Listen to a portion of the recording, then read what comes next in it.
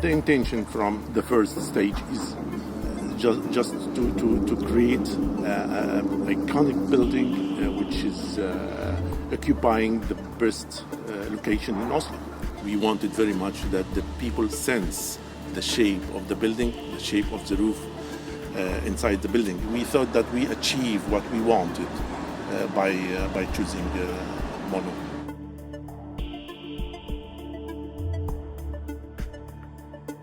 And that's what really I like it very much, because to get the distance consistent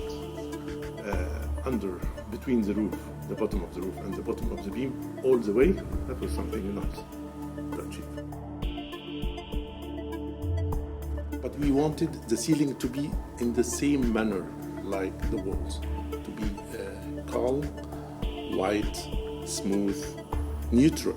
And I think Rockfon helped us quite well to achieve this with this smooth, flat, precise ceiling between beams.